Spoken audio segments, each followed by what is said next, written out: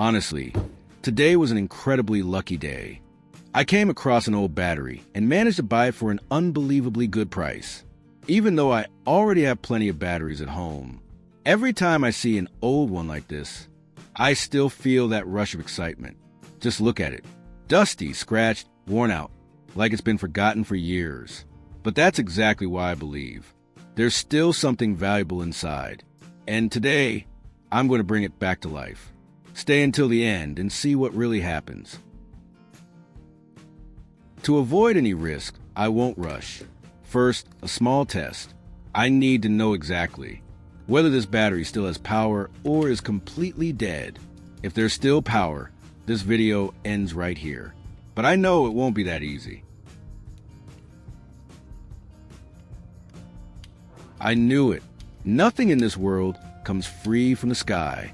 And if something does fall down anyway, it's usually just bird droppings or rainwater. An old lesson, but one that never fails. The quick test looked fine, but to be sure, voltage is what really matters. This meter is extremely sensitive. Even the smallest remaining charge won't escape it. And then the result appeared right in front of me. There wasn't even the slightest trace of remaining power, not even something barely detectable. In that moment, the last fragile bit of hope was completely extinguished. This battery is far more drained than I expected. Right now, are you thinking that everything you've seen was staged? I know exactly what's on your mind. You're probably saying, just test a normal battery. If it's real or fake, we'll know instantly. And that's exactly what I'm going to do.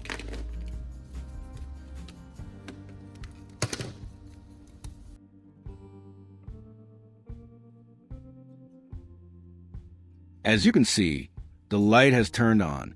That proves one thing very clearly. This electrical tester is working perfectly fine. And just to be absolutely sure, I'll test it again, using the voltage meter from earlier. This time, it's absolutely clear. This small battery still has power. That means one thing for sure. The voltage tester I used earlier works perfectly fine. There's nothing wrong with it, and it's definitely not a fake prop to deceive anyone watching. First step, I'm going to remove each cap on this battery. I need to see what's really going on inside, not guess based on the outside condition. What happens next depends entirely on what I find in this moment.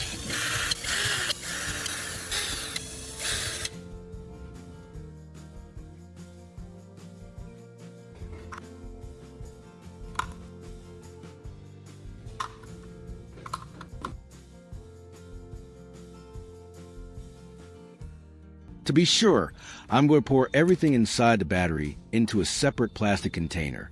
That's the only way to clearly see what's actually inside. And if you're planning to try this yourself, don't take it lightly. Protective gloves are a must because safety always comes first.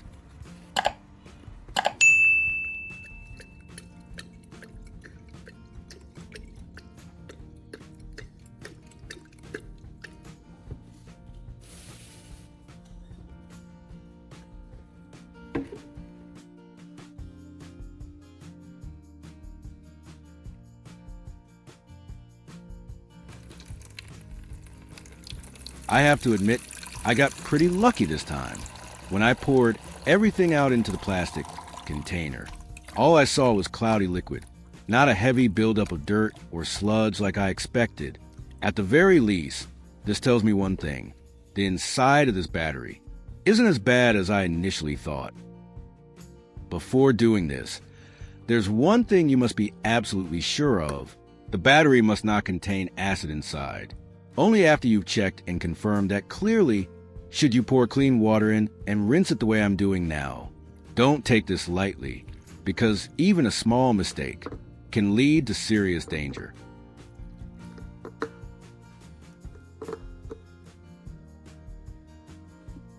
Here's a small tip I usually use.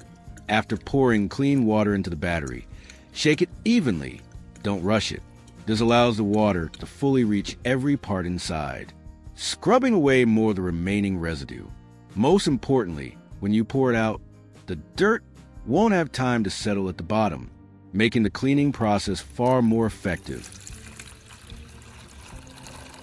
If you clean it the usual way like this, to be honest, it will never be truly clean. So at this stage, I'm going to use a small trick to clean it more thoroughly. Does it actually work? Just keep watching and you'll see. To make the cleaning mixture work at its best, I'm going to heat a small amount of warm water first. The right temperature helps everything blend together properly, making the cleaning process much more effective inside the battery.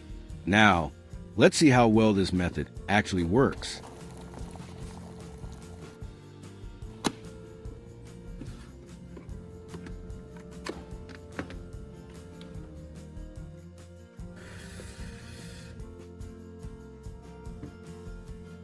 The main ingredient of this cleaning solution is toothpaste, combined with warm water to activate its cleaning effect. Warm water helps the toothpaste dissolve evenly, reduces its thickness, and allows the mixture to flow deep into the internal chambers, pulling out dirt and long-term residue. One critical rule here: the mixture must be very diluted. Never let it become thick or paste-like. If it's too thick, toothpaste residue can stick inside the battery chambers, which becomes extremely dangerous, especially if diluted sulfuric acid, H2SO4, is added later. So the more diluted the mixture is, the easier it washes out.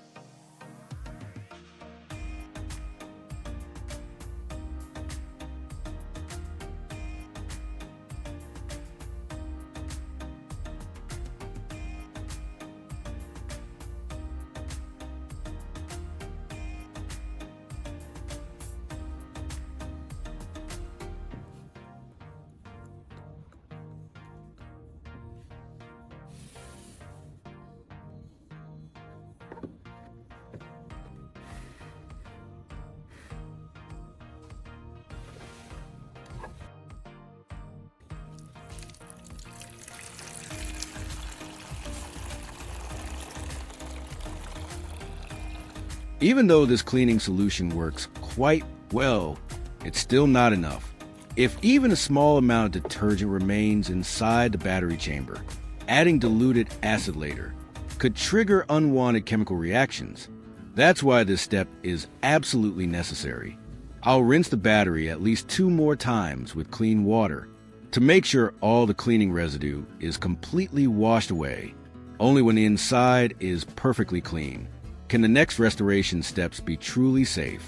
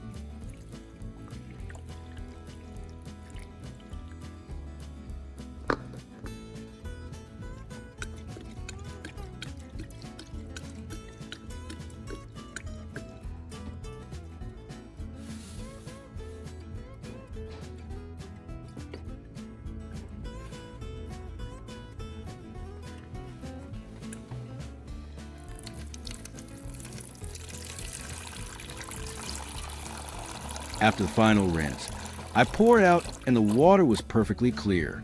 No cloudiness, no residue left behind. That tells me the inside is completely clean. Now, this battery is ready for diluted sulfuric acid. Did you know this? The liquid inside a battery, which looks so ordinary, is actually the core that decides whether the battery lives or dies. Diluted sulfuric acid isn't just something you pour in. It's the medium that allows the internal plates to exchange energy and generate usable electrical power. When this solution is in the right condition, the chemical reaction stays stable, the voltage holds, and the battery can function properly over time. But if it's wrong, even slightly, the entire system becomes useless.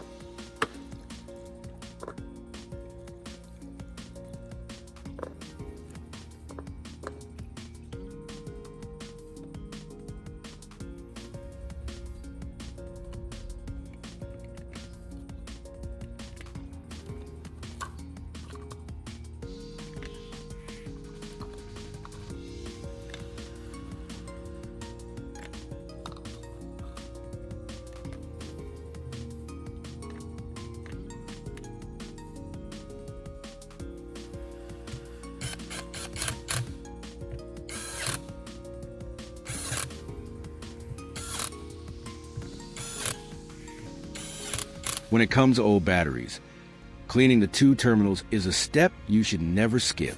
Over time, these terminals oxidize, collect dirt, and form residue that blocks proper electrical contact.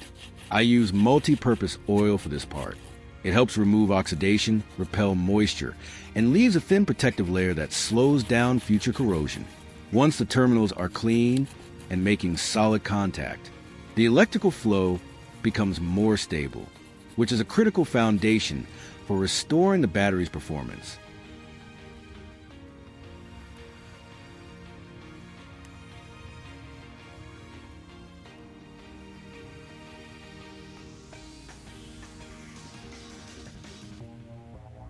You should have a dedicated charger specifically designed for batteries ready. I don't recommend, and I strongly discourage, charging a battery using any improvised or alternative methods. A proper charger is built to control both voltage and current accurately, making the charging process much safer and more stable, especially when dealing with old batteries.